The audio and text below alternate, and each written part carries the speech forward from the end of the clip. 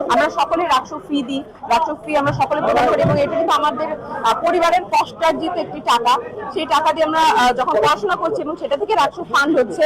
তারপরে যদি আমরা দেখতাম যে আমাদের অধিকার আদায়ে তাদের একটা গঠনমূলক কাজ বা উল্লেখযোগ্য কাজ তারা করেছে, তখন আমরা মানতাম যে হ্যাঁ তারা এই ধরনের কাজ করেছে, কিন্তু তারা তো কোনো কাজ সেরকম আমাদের চোখে পড়েও নাই।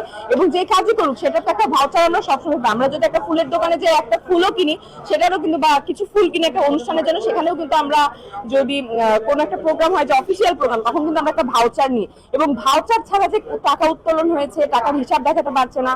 সেই ক্ষেত্রে তারা বিভিন্ন রকম দেখতে পেয়েছি যে যারাই তাদের বিরুদ্ধে কথা বলছে, গালিগালাজ করছে, বিভিন্ন অশ্লীল কুরুচিপূর্ণ ভাষা ব্যবহার করছে, যেগুলো আসলেই দুঃখজনক।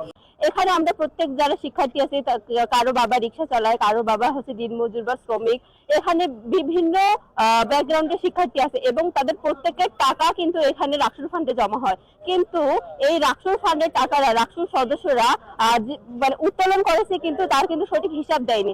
একটা কথা আমরা সবাই জানি, আমরা যখন পরিবারে হচ্ছে বাজার খরচ করি, আমরা কিন্তু টাকা নিয়ে কোন পারপাসে কত টাকা খরচ করছি সেটা কিন্তু খুব সহজে বের করে দিতে পারি।